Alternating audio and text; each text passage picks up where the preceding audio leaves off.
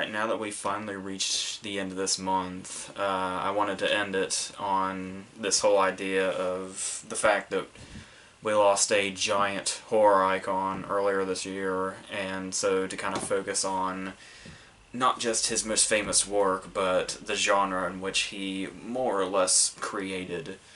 So, I think we'll just go all the way back to the beginning and start with the original Night of the Living Dead, which takes us to 1968.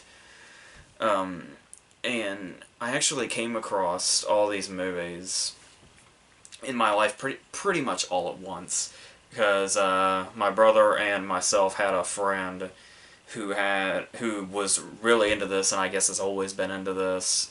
And he just came over to our house one day and just had this whole kind of marathon that we went through. It was the one, obviously, this was around the time, this was like right after Zack Snyder's remake of Dawn of the Dead came out, so Land didn't exist yet, but it was the first three of Romero's, and then the remake of the original with, I think, Tony Todd, and then Lucio Fulci's Zombie was thrown in there as well. So I got acquainted with all of these pretty much just all at the same time over like the span of 2 days. So I've been able to revisit some of them over time and some of them more recently. So going back to 68 and starting,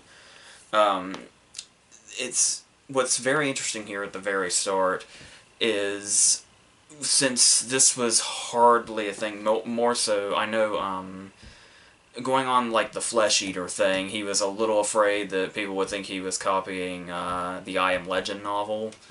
And we obviously did have the word zombie before, but it didn't quite look like this. It was stuff like I Walked with a Zombie, or White Zombie, or what was it, Revolt of the Zombies, Revenge of the Zombies, all that stuff. But it had never been done quite like this and in such a way, because around the 60s, I just talked about this with The Innocents, a lot of the horror here, with like the Barbara Steele movies, there was a lot, most of horror was like in that kind of gothic period setting, and there was so much of that going on, it felt kind of rare that there was a movie that was set so much in the present, but not just that, but actually used that to make itself even scarier.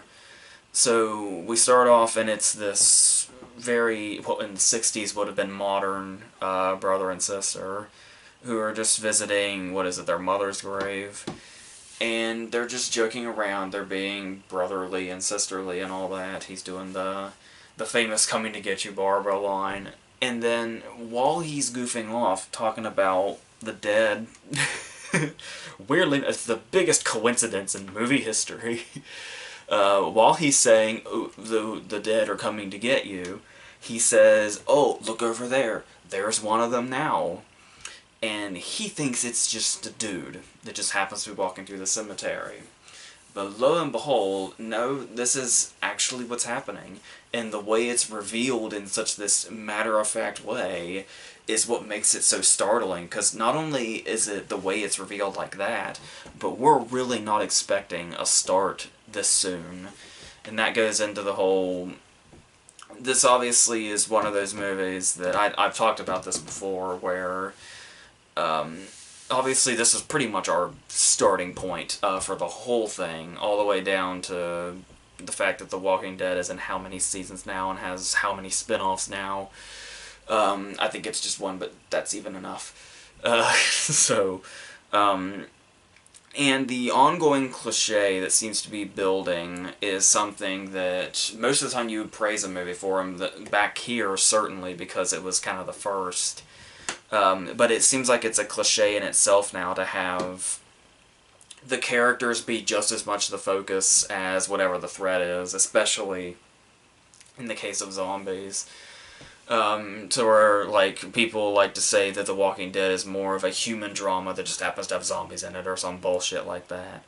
And they've been doing that for a while now, but the thing here is, with the way it starts off with these characters, it's very much sets it in that real world, and that's what really, like, it's one of those things where I get why it's a cliche, and I probably shouldn't be hating on that fact, but But here, they do really use it as a strength and really kind of as a starting point for all this. And they go on and they just make it this very real thing. So, starting with her being at the cemetery and then just watching her brother be killed and then run away, we kind of think she didn't seem to have much of a reaction to that. And even when she first gets to the house, and meets who ends up basically being our hero after a while, she still doesn't seem to have much of a reaction to this. So then we get that scene that we're destined for when we're getting to know the characters and we get to know their backstories. And the thing about it is that, number one, it is kind of a terrifying scenario to begin with because it seems like she's running forever away from the cemetery. And then when she finally gets to this house, not only has it somehow, the zombie that was chasing her somehow has caught her despite its slow movement. There's like 10 of them now. And it's only going to get worse. But another thing that really makes this whole scenario quite scary is this scene when they do the backstory, because it's not just what I was talking about with the cliche. It's not just, well, here's my backstory so you can sympathize or feel bad when I die later. Or to say, we're not just, scary and gore, we add humanity or whatever, because we can think to do that. But it's also used in a way that adds to that realism, because we're hearing his story, and you'll notice that they don't cut away, or we don't see some flashback. It's just him telling us the story verbally, and we just have to imagine it for ourselves. And that is a way to really pull it off in a scary way, probably even more effective than if they had shown us anything, even just a brief flash of a flashback. And then this thing with her about the fact that she didn't seem to have much of a reaction to her brother's death or much of anything else that's going on, and you think, what is this actress on? Why was she hired? She's not really emoting whatsoever. But then there is this moment when she is recalling to him what happened in the first scene. And usually this is kind of a no-no of storytelling, because it's like you are literally just recapping everything we just saw. But the thing that makes this scene so different in regards to movies that do that poorly are the fact that as she's retelling what she's already lived through and we saw her live through, that's when we see it starting to become real for her, and when it really starts to set in exactly what's the dire situation in itself. So I thought that was really brilliantly done and a great way to kind of use the dialogue and the backstories to get to know the characters, but also adding to the horror of the situation and not just feeling like a detour to get this stuff in there. So it's a shame that they didn't really work that in the ways when this would go on to be eventually a cliche for the genre. It's not near as effective as this, but the way they were able to do it that way. So, yeah. So, and another thing that really makes it stand out is the fact that this, it's still a lot of money by anybody's standards, just in general, but as far as movie making, yeah, it was pretty much it might as well have not been a budget at all. I think it was like $13,000 or something, which is a lot. But this was also back when they had to shoot on film and all that, so, and they had some very, the effective gore effects and all that. So yeah, for a movie budget, that's pretty much non-existent. So, and the way they were able to, it does kind of do this thing where it kind of puts you in there. Like, the low budget is kind of, when you're watching a big budget movie, there's always the realization that there's a screen between you and what's there. But when something looks this much like it was just shot on a camera, just a camera that was laying around somewhere, has that look of it, it's only then that you kind of feel almost right in there, regardless of whether it's black and white, or regardless of the fact that it's a movie about fucking zombies. It still gives that very real vibe, and they also throw in those little details, like those moments that make the characters feel more human too. I like the moment when usually there's the preparation when you like board up the place or you're preparing for battle or whatever, and he's doing this single-handedly. This is before we realize there's other characters besides him and her. And once he's pretty much boarded up the house, there's just that moment where he just kind of wears out. from doing all that. Which is something you don't typically see in the preparing for battle scene, where it's like that actually takes a lot of physical work, and the dude would be worn down before the fight actually comes. And I like that they just have that, just throw in that one little moment of him doing that. And then also I like the way they kind of have, even though we do keep seeing the zombies and we see exactly how fast or slow they are and what they look like and what they're capable of. There's the one dude that's like, there's like a shot of like somebody eating off a bone, and then like in the back there's like a big zombie and he's just like cradling whatever body part he has. But apart from that also is the stuff that we don't really know. Because in the confines of the movie, they're still a very unknown entity, and we can see the news like kind of scrambling to try to figure it out, which is another thing that kind of adds to the realism of it, is the just the uncertainty coming from the news and them trying to sound like they know what they're talking about when there's a really good chance they don't.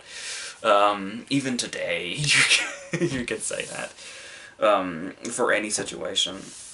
But about them being an unknown entity, the other thing is that, like, the way it seems to vary through other people's perspectives, where, like their strength is always an unknown, regardless of what we've seen, because there's the one guy, the main guy says, like, you know, well, they're not too strong, because I pushed one out the door, and then was able to get him away.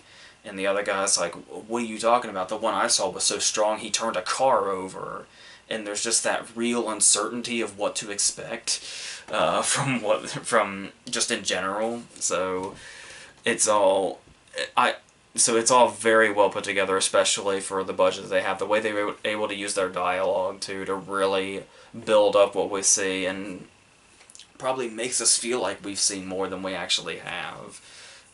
So overall, it's clear to see how this movie was effective enough to create pretty much an entire genre that is still going so strong today. It is, to me, it's long since run its course, but they're still churning out like 50 zombie movies a year, and the TV shows just keep fucking going. I don't think they're ever going to end. It's obviously quite fitting that they're about things that are dead, just won't stay the fuck down. So so it works out, I guess. So yeah, that's pretty much the extent of how I feel about the original. And it did certainly for '68 have those moments of like the gore was really shocking at the time, even being in black and white. Like when she first gets to the house and sees the already devoured or decomposing body, we're not quite sure which, is very jarring when you first see it, and then just watching them eat off the bone. When the child comes back, because there was, like I've been talking about, it really seems quite rare for children to be involved in the real horror aspects of stuff.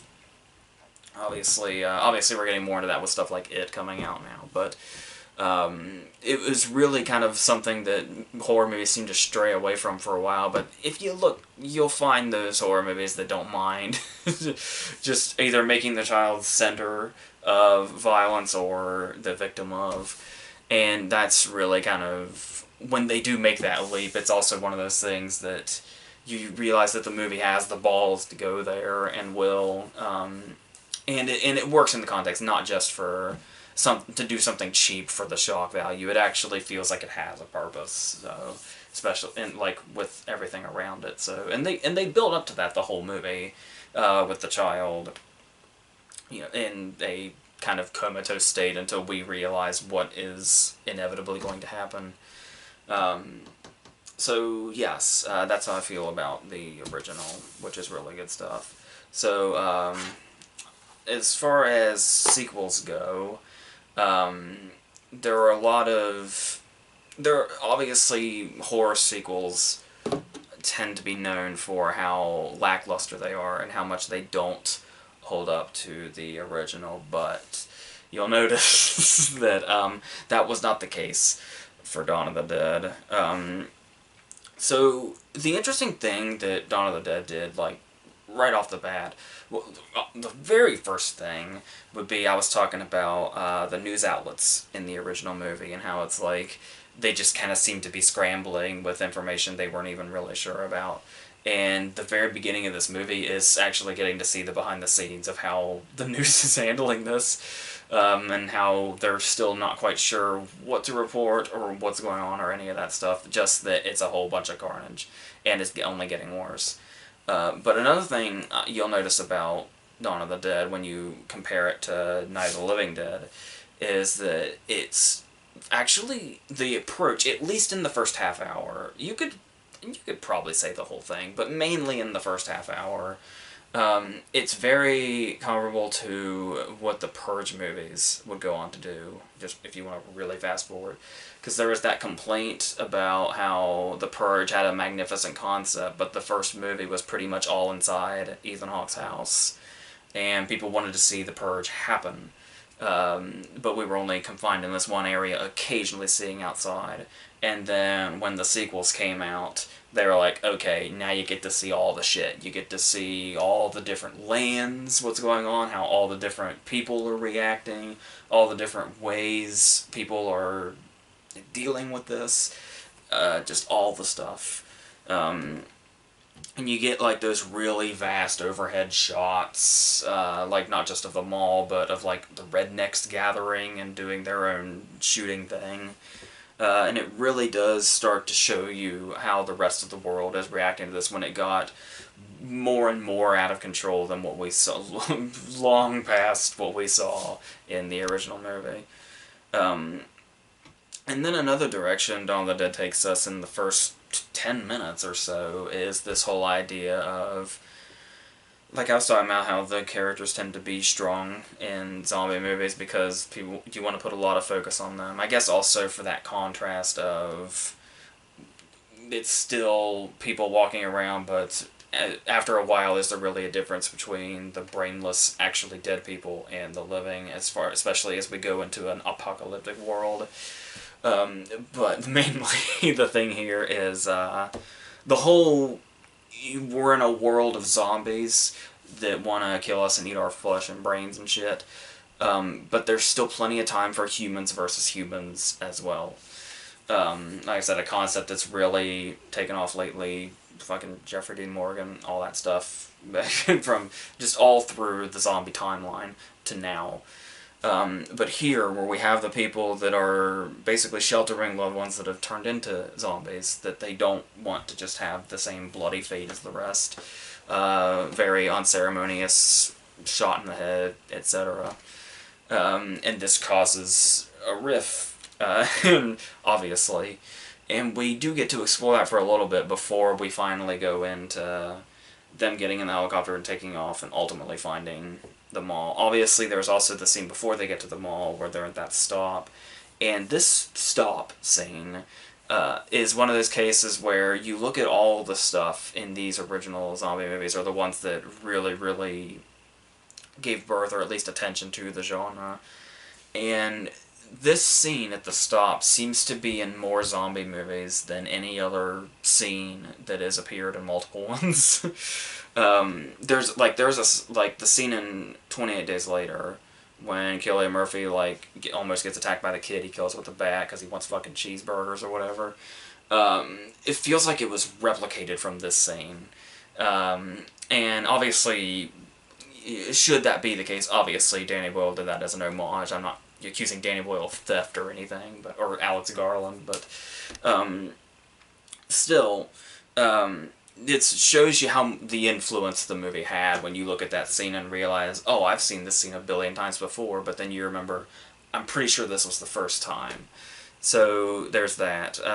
Ken Foree getting his coffee. I don't know that I would trust that shit in this world, but he drank it anyway, and he's fine. So he's Ken Foree, of course.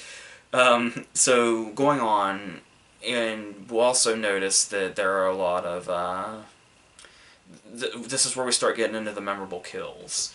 As far as memorable kills in like the original movie, you tend to remember them eating off the bones and shit, but not really in a way that really, really burns itself into your mind, like, say, a head exploding, or the dude that gets half his head cut off by the helicopter blade.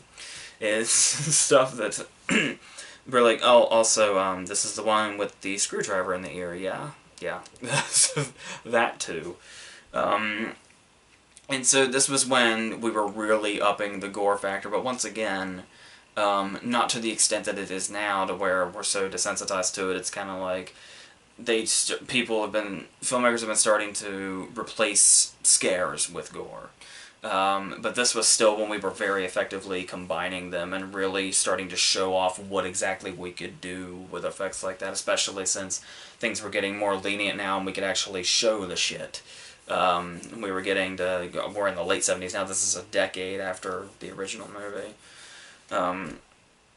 And so, yeah, long story short, they get to the damn mall. And this is when Romero wants to dive back into the social commentary he's been doing. Because obviously it was, to my understanding, it was like a lot of political things in regards to the 60s. But the thing I always mainly heard about the original movie was it was the, like the racism and basically fear of people that are different or something. Was what he was going for with the original, on top of just being a zombie movie. And now in this one, it's blatantly clear he's going for the consumerism thing. And it's a start you want to call the movie out for not being subtle. Because it's like, oh, well, let me take a stab at what this is poking fun at. You've got brainless people walking around a shopping mall. You got zombies outside the window doing this like it's fucking Black Friday. It's like, yeah, we get what it's saying, but then at the same time, it's kind of hard to make that criticism because you're kind of like, well, if Romero was gonna make this point by making a flesh-eating zombie movie, I don't think he wanted to be subtle. I don't think subtlety was in his agenda. I think he just wants it right out there. So once you take it for that, it does add. You talk about the scariness of it, and there certainly is a scariness when you see something as, normal, like a normal location as a shopping mall. Like in the original movie, we're like out in the middle of the woods, and we're in like an abandoned house, and fucking anything can happen. We're in the middle of nowhere, no help whatsoever. But here we're in a place, like a big, giant public place, where there's usually a shitload of people. Depending on where you live, you probably feel relatively safe here. it's in this world, it's hard to tell anymore. But, yeah, so... But then, also the fact that it's a satire with the consumerism thing, there's going to be there's a sense of humor to this, obviously. So the real question is, does he find that line between when it's funny and when it's legitimately scary? And at this point, it's kind of hard to say, because I don't know if it's because we've seen so many zombie things now. I find it a little difficult to imagine a lot of people watch these to be scared anymore, especially since with all the shit that's out there now, and like I said, all the shit that you can see in the real world and on the internet. And it's like, do people still watch zombie movies and get legitimately scared? Because people seem to just kind of in general be less scared of things that are in movies anymore. And while it does seem very much like it would sacrifice that a little bit, at least nowadays. I can't speak for 1978, obviously, but it does kind of seem like it's so obvious what kind of thing he's going for that it's kind of hard to not see it more as a humorous thing. Though there are moments. I always thought the scene when Roger changes and starts to sit up, I always thought that was a really creepy image. And we do get more kind of memorable zombie looks here. The Hare Krishna zombie, I think he has his own action figure, actually. And then, like, the dude, before he gets half decapitated by the helicopter, that dude's kind of got a... You could tell his head was made for that, to have that happen to him. But he's still a memorable appearance for some of them, and not just, random extras with cheap face paint. They still have, like, it still just looks like, purple face paint for the most part. There's some that get a lot more elaborate, usually the ones that get more close-ups, but yeah, we get to that, so... And then there's stuff, like, the stuff that's obviously, like, really intentionally funny, like watching the zombies try to go up the down escalators. It's just to add this whole mindless people in a mall thing. Like, it's... Yeah. But that is the clever thing, also, because it lets him make this point. It's the perfect setup for this. But it's also the perfect setting, for a zombie movie and for survivors to hang out, because everything is at your disposal. In this particular mall, if you were to say, like, the mall from around here, the most the survivors could do could be to change clothes and light candles. That's pretty much all they could do if they were stranded at this one. But this mall has everything they need to survive for what appears to be... We can judge time by her pregnant stomach. So apparently they're here for months. They probably mentioned that in dialogue once or twice, but that's the way I remember seeing time pass. And yeah, so, and once again, we do have a relatively memorable batch of characters here. There is, like, obviously the Ken Foree characters tends to stand out the most. He's got the famous "When there's no room in hell, the dead will walk the earth" line that he gets to repeat in Snyder's movie. My personal favorite line in the movie comes from him, which is the, when he's got the rifle or whatever, and he has the line, "The only person who can miss with this gun is the sucker with the bread to buy it." I just love that line for some reason.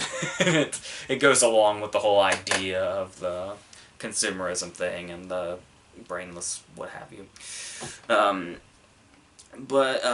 Also what this movie does is it has those moments where it can also be very exciting, but it can be exciting without trying to be scary at the same time. Because when you think, exciting scenes in zombie movies, you typically think you're being chased by zombies, or you have to accomplish a task with a zombie right here that's coming for you, etc. And that's obviously the case here. There's really not a whole lot of a threat when you look at, like, the truck scene, in regards to where the excitement comes from. But, like, there's nothing scary about the truck scene, but there's definitely the imposing threat. So I worded that a little better. But we do also get to have those human moments too. Like, this is the moment when we see Roger kill the thing face to face, and once this happens, we start to see him lose himself. And that's a really great moment for this character, and then eventually, obviously, he gets bitten, and we have to deal with the taking out our own, should that happen before. I think we're under the impression they've probably had to do this a number of times, but this is the time where we get really up and close and personal with it, with a character we've spent a lot of the movie with up to this point. And like I said, that moment where he turns is, like, probably one of the movie's creepiest moments, so it's got that going for it. So, yeah, and obviously, with all that said, it's... Not only is it widely considered, like, one of the best horror sequels ever, it's generally considered, like, one of the best sequels ever. And that's based on, like, the quality itself, and not just, whether it's better than the original or as good as the original. It's just the whole thing. It's like, I think it's might possibly be the most acclaimed zombie movie ever. I cannot think of another one that I'm potentially missing. I probably could be, but yeah, I'm pretty sure this is widely considered, like, one of, if not the absolute greatest zombie movie ever. So whether I think that or not remains to be seen, but so yeah, I think that's about all that needs to be said with this one that hasn't already been said. I'm sure all that other stuff's already been said too, but shit happens when you do stuff like this. So jumping ahead, what is it, 7 years to 1985, I think, where we have Day of the Dead. You'll notice you can tell this is an old DVD, because the first thing it says is, "In this third and final shocker in the legendary trilogy," from writer-director George Romero. Yeah, not quite. So, Now, with Day, we're getting into some different territory. Um, it's first off noting, zombies are the super amped up now in regards to their appearance. Like, we're really going crazy with the makeup now. Um, where not just the makeup, but you know the gore effects as well, which may or may not also count as makeup. Where we just have this opening scene where we're seeing all the different ones. There's the one dude, we get the title one, the dude that looks into the camera as the title comes up, and he's got like the shit hanging off his face. We didn't really kind of see this in this great a detail in Dawn. Certainly not in the original. Uh, and and it goes from there. We see the dude, like, he's got, like, his stomach ripped open, and when he sits up, it just fucking all comes out. And you can tell they just really, really wanted to go crazy with this one. What is it? I can never remember when Savini was involved and when Nicotero was involved, or when it was both. But it's somebody went fucking crazy on this movie. It's always hard to tell if Savini was involved because you usually see Savini in the movie. Obviously, he was in Dawn, and then he's also in Land. Um, and the thing here, though, is that we've got yet another different location change. And you think, well, it's a nice idea to have, you know, our survivors in a different location every time. Like, first it's a house, then it's a mall. Now it's this fucking drab underground place with fucking gray walls, and occasionally there's like a nice little rock statue or something, but for the most part it's just a whole bunch of gray hallways with a bunch of really uninteresting people. Because, you know, like in the first movie you had not just, we got to know Barbara, and then it was like a real shocker when Barbara like up and dies before the movie's over. We have to rely on our one here because we also have the family, and we saw how they were driven because they had a family. And then we get to Dawn, and we've got two people in a relationship. We got a dude that's slowly losing his mind, and we got Ken Foree, our action hero. And they all kind of have their own moments and their own stories that make them worthwhile, that make them interesting enough to watch until the shit goes down, and we do kind of think, oh damn, when they die. In this movie, that's really not the case whatsoever. This is one of those movies that gives us a cast full of characters with the intent for the audience to say, holy shit, I cannot wait for these people to die. And not only that, I hope it's horrible. I hope they suffer. And there are a few good guys, I guess, but they're not particularly interesting. You got the main girl, you got Jamaican accent guy, you've got dorky doctor guy. Those are the people that we kind of don't want to die. It's like, that's all we feel about them. Then the entire rest of the movie is populated by these complete and total fucks. We've got fucking leader dude who's a piece of shit.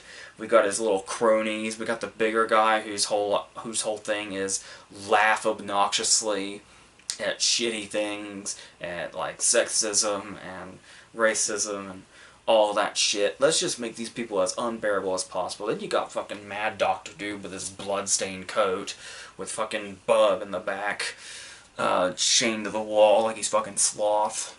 This was the same year.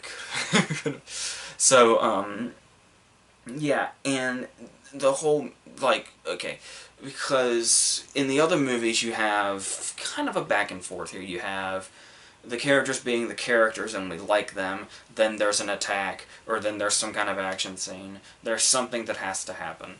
And we're just kind of going, and then we go back, and then it's like, well, we get to know what's going on with another character. Maybe there's another slight turn in a character's personality. Maybe there's something interesting. This is just not that. This is not that at all. It's the dude, they're dudes, and they're fucking being rapey, and he's doing a thing where he just calls her woman and lady, and it's most of this, like, the cutting back and forth, not really. We occasionally cut back to Bub learning something, But no, there's no kind of equal back and forth here. There's not a meshing of the zombie storyline with the characters. This is just all these pieces of shit with occasionally some gore thrown in. And it's like, if you were gonna do that with the better characters, like, I could see Dawn pulling this off with the characters it had, where we spend a lot of time on them to the point that it almost feels more like them and less like it's a fucking zombie movie. But no, there's a lot of shit going on in Dawn. There's hardly a fucking thing going on in this. Because we spend so much time with these pieces of shit, watching them be pieces of shit. And it's like, I get it if you want to build up. Maybe it'll make the gore more satisfying if it's to people we spend a whole movie hating. Number one, you think we're psychos. And secondly, it's like, how long does this have to go on before we get our damn payoff? Because they really just wear this down. Like, by the time the payoff's coming, it's like, you're really threatening us. You're making us threaten to not care anymore. So yeah, the movie's what, an hour 40, and the final big payoff's probably the last 10 or 15 minutes, where we just watch everybody getting fucking torn apart. Now, mind you, it's glorious because the effects are getting real amazing. Obviously, by today's standards, they look super, super fake. But that's still, the fact that they look like kind of fake and cheesy and all that is still kind of their charm to, like, see Rodriguez intentionally making it look cheap and cheesy with Planet Terror. But that's, like, the whole entertainment value of the movie. Because it's just watching to see what these effects artists have put together, and it's still really, regardless of how fake it looks, it's still really fucking disgusting. And that's kind of that's the desired effect, is to be really fucking disgusting. To watch the dudes get held down and get their fucking eyes gouged out and their chests and their stomachs ripped open.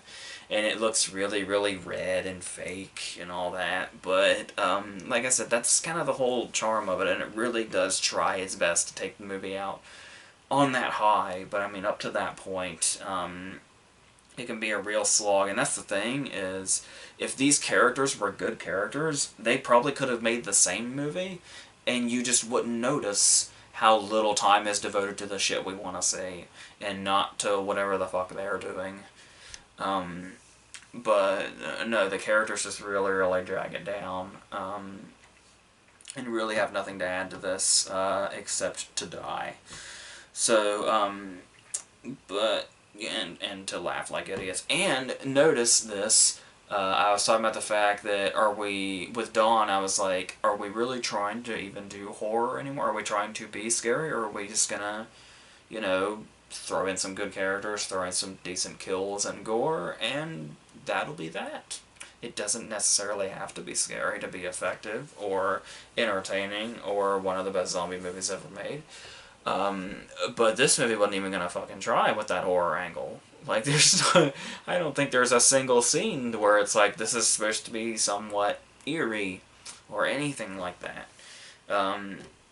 They do go into some interesting territory, like, when they try to go into the whole science of them. We get, like I said, we get to watch Bub learn to do shit with objects meant for people who are alive. And, there are certainly moments. I do remember, talking about going out on the high with the gore effects, like the shovel decapitations in this one, I believe. I remembered back then when I saw all these together when I was very young. When Snyder's movie came out, I would have been 13 going on 14 that year. And this one was my favorite one. And going back to look at it, it's like, I can't figure out why that was. I think it probably has a lot to do with the high that it ends on. Because I remembered this movie for the last 10 or 15 minutes than I did the rest of it. I think that had a lot to do with it. But, I mean, if you're gonna, just have a lazy day and, marathon these, its flaws will really stick out if you watch it right after dawn. It really will, but, it's still, it serves its purpose, I guess. But it just takes its fucking sweet ass time getting there and tortures you with these horrible characters to get there. Um, but I mean, yeah, it's not totally like unwatchable, regardless of how long and loud they laugh like idiots and scream at each other. But like I said, I suppose that just kind of, helps the payoff in the long run. So I suppose there is that. Alright, let's jump really fucking far into the future now. So like I said, Zack Snyder's remake of Dawn, that James Gunn wrote, came out in 2004, and I want to say it was the following year that Land of the Dead came out. And so I'm not quite sure how long in production Land was. Like, I'm not quite sure like how long this was an idea before he actually made it, or if it was the because you'll notice the popularity of Snyder's movie, and then they were like, when you look at the other movies, you're like, well, they're all on these really low budgets. They got the really campy effects and just all that. They look very old-fashioned and of their time. So upon, I'm assuming, the success of Snyder's movie, they're like, oh, Romero wants to make another one? Let's give Romero a Hollywood budget. Let's see how that goes. Let's give them something to make, basically like Snyder did. And while you can tell, you can tell when you watch the other movies, and when you see what Snyder did, that this is Romero's movie. Even though, I guess given the time period, and the updated look, and the Hollywood budget, and the much more recognizable actors, and just the time it came out, I imagine this is frequently mistaken for a sequel to Snyder's movie, and not the fourth in this series. Which I get, honestly, it works as either. Like, it really does. And I guess that's part of why it works for a lot of people. Like, I think even the critics kind of took to this one, which is kind of surprising, quite honestly. Not that I think it's bad, I just think that's a little surprising. And you'll notice that they obviously were in a different time period now, but he always wanted to do the satire thing, and he definitely gets to do that again here with the classes, most obviously, but there's also just this whole idea of kind of embracing the way Hollywood embraced the genre he more or less created, with kind of adding these other elements from other existing things in it. For instance, I imagine it's not a coincidence that Dario Argento's daughter is in this, or the fact that they're having one of those things where they're having fun with the zombie concept like this movie often does, and they're used as entertainment. And there's the scene, obviously, I don't know why I'm putting so much time in explaining this, because I'm sure everybody that's seen this movie knows this.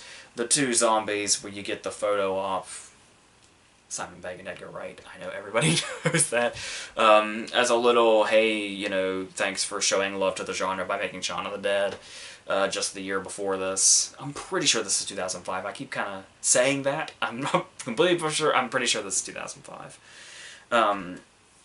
And so we start off, and I really like the opening here where we get to see that the zombies are basically evolving at this point. This is how far down the line we are now, because we got to see them in their kind of still quite dead state, and then in Dawn they're you can kind of still see human faces in there, but they're looking a little more weird and out of it. Then Day of the Dead, Bud started using a gun and shit, but they started looking even more fucked up. And now here, the makeup's just out of control. Like, they're just beyond recognition now. But they've evolved enough to where they're trying to kind of do real life things again. Like, we've got the band standing there trying to keep playing. The one that we eventually get to know is Big Daddy, whose entire journey we get to see was apparently just some gas station attendant, so he's still fucking around with that. And I really liked watching that kind of approach to all this. And so we go into the whole thing where we have this whole, obviously, we've got, race and 60s political drama or whatever. Dawn of the Dead 70s, you have the consumerism. Not quite sure what the fuck Day was trying to pull off. Maybe dictatorship or something with the fucking way the leader was. And yes, here now we have the class systems, where we have Dennis Hopper in his little utopia here across the river, that all the poor people that work for him want to get into, but they can't because there's a long waiting list and it's all corporate bullshit, even in this post-apocalyptic world. And I love the way they kind of just keep up appearances. Like, much like the zombies themselves, the humans are doing the same thing. Look at it this way. Why the fuck is Dennis Hopper still wearing a suit? Who does he need to, who does he need to impress at this point? He's at the top of the building.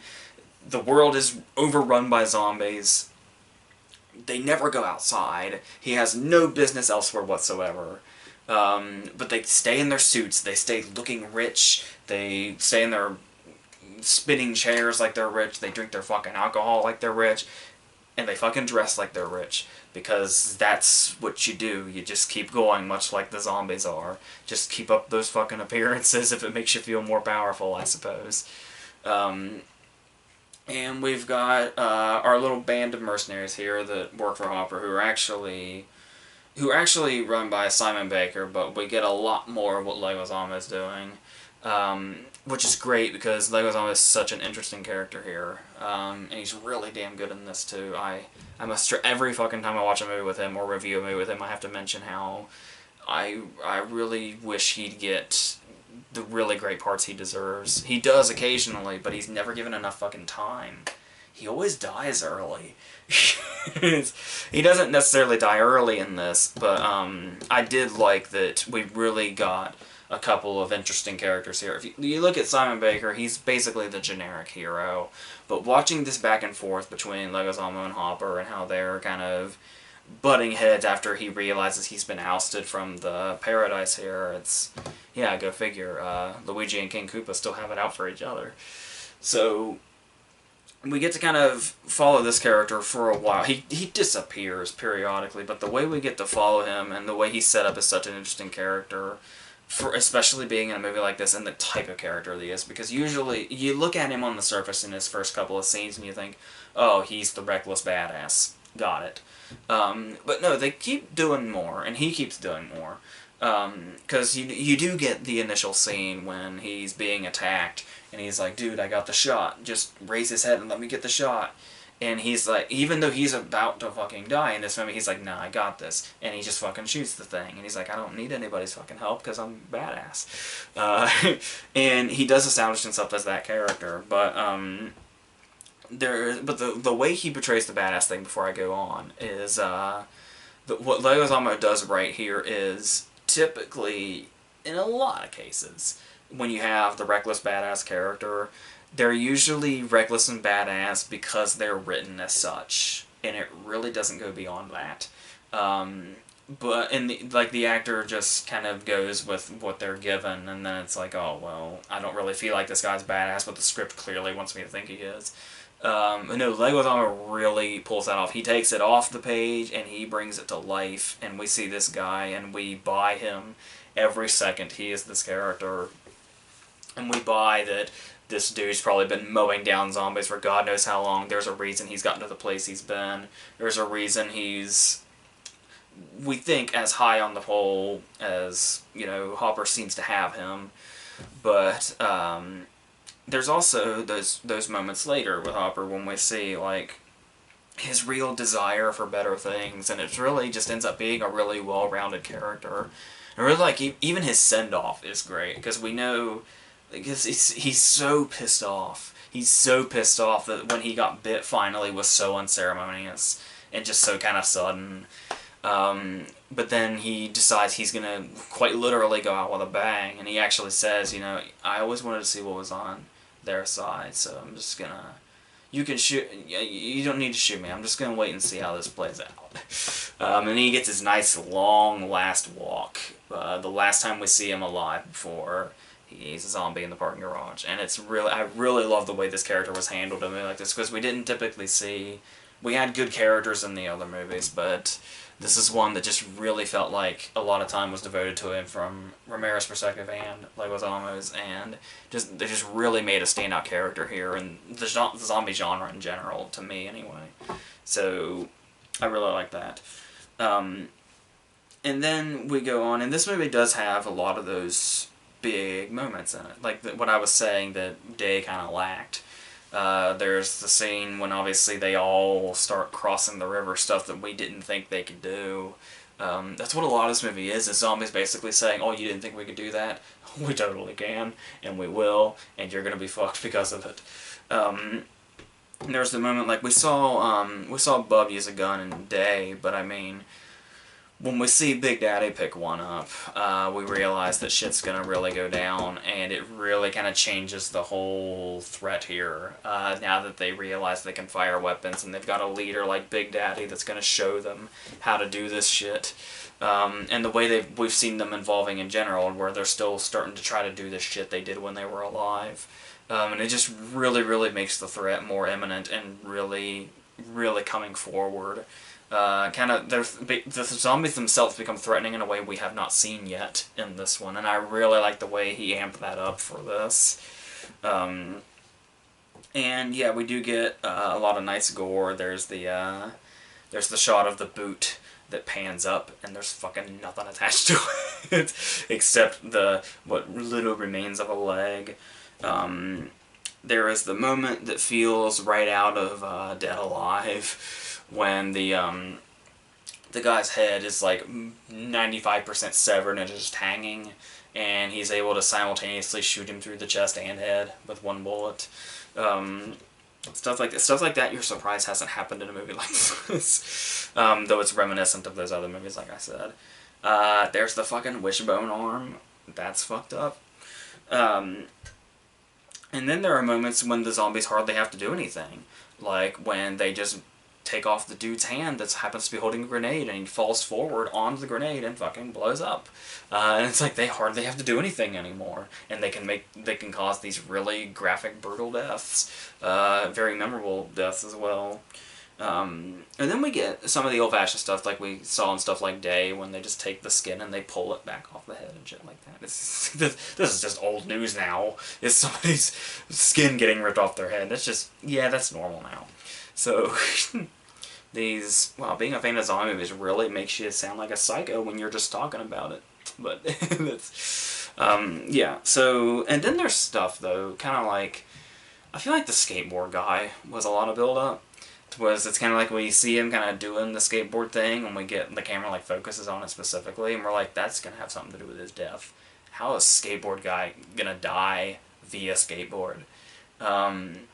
And there's no payoff there. That's a bummer.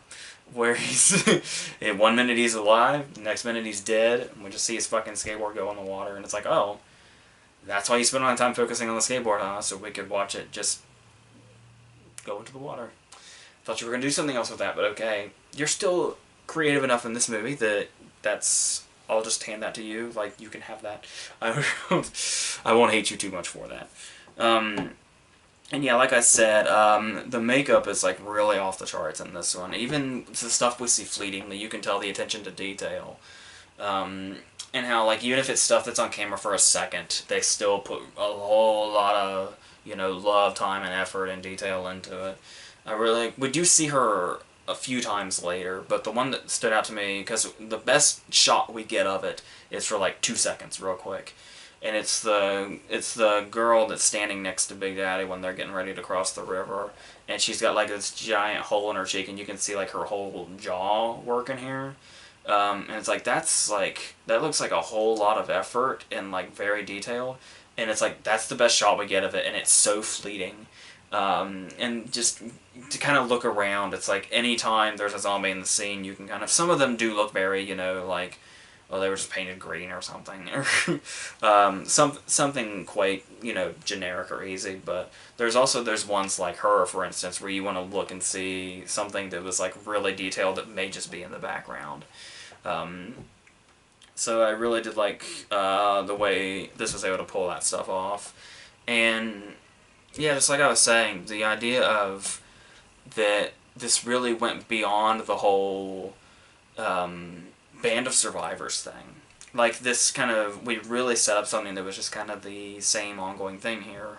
But this one really kind of took it to another level and made it much more grand. And we had multiple different bands of survivors. Sometimes they come together, sometimes they were intentionally separated, and one thinks they're greater than the other because they had money before all this shit went down, and they had the right setting before all this shit went down. So you can tell he was really trying to change stuff up here, and I think this is definitely a nice big upgrade, considering Day kind of left us, wanting. So it took about 20 years, but oh no, we still got, plenty of stuff from Romero. There was, I can't quite remember when Monkey Shines was, and then Creepshow was in there. These, of course, are before Day, but but the point still stands that he did more than just this. I believe he did The Dark Half with Timothy Hutton as well. So, yeah, a lot of stuff out there, but these are obviously the main ones to go off of. Yeah, I believe he did at least a couple more after Land, Diary of the Dead, and Survival of the Dead. If there were more, I only saw Diary and Survival after Land. And so yeah, this video above all, I would like to think is a bit of a tribute to the guy, and I wouldn't want to, I guess this is why I'm stopping at Land, because it's like, I don't want to say, this is a loving tribute to a horror icon that we lost this year, and just fucking rag on his shit, but, I'm not really a fan of Diary and Survival. I think Diary's easily the worst. I know they were kind of trying to do like a self-satire thing, kind of like play with the cliches and say, oh, this is a cliche, but then do that cliche, etc. But once again, the characters are going to be the first thing that ruins movies like this. If the characters are shitty, then you got a long way to go to fix it up, and it just wasn't working for me. And then Survival, I just kind of remember being like very boring, very much like Day, where it's just like, oh well, they're soldiers or whatever, and they kill things, they get killed, same old shit, and going on. I believe, was he not in the process of getting together a new one when he died? I think it would have kind of been interesting to see at least one more, to see if he could maybe, because for every, let down like Day, there was a Land to bring it back up, so maybe that next one could have been the one that really rose and said like, hey, sorry about Diary and Survival, that was just me trying to get back into the groove. But yeah, he still did it very nicely with the 20-year gap between Day and Land, so yeah, so yeah, it did, the series did go out with a whimper with Diary and Survival, but, I mean, when you've got stuff this strong to start with, it's like, it's hard to say anything was tainted, so, so yes, as far as the versus angle, I guess I gotta choose one of these things. I feel tempted to say the original, because it's kind of the starting point, it's the reason we have all this stuff. It's also the reason we have a lot of shit, like a lot of fucking shit. But honestly, I gotta be boring, and I gotta go with the consensus. Dawn definitely had, something I did mention about Dawn was it's got the runtime too. It's like, it's over 2 hours. It's like 2:08, I think. I know it's only 8 minutes, but I mean, that's a lot of time, especially when you look at the lengths of the others. It's definitely longer. But it really used that time wisely and really made the movie exciting in different ways and interesting in different ways, and kind of was really that starting point to say, Night of the Living Dead was our starting point, but look at all this shit we can do. Look how far we can take it. Look at this, we can be gory like this. We can have big settings like this. And that really started to show up throughout the rest of it, the good and the bad. So, yeah, I think Dawn's reputation makes sense. So, and it's also, intentionally funny on top of all that. On top of the satire, you got all that stuff. It's just all kind of wrapped up in one here, in a way that the other movies never really quite accomplished. But we're never really on that grand of a scale to begin with, so yeah, it just really stands out in a good way. So yes, I think that's how I can leave this. So there we go. We're gonna get back to. I'm gonna go. I think I'm gonna go into a comedy next week, or two comedies. So there is that.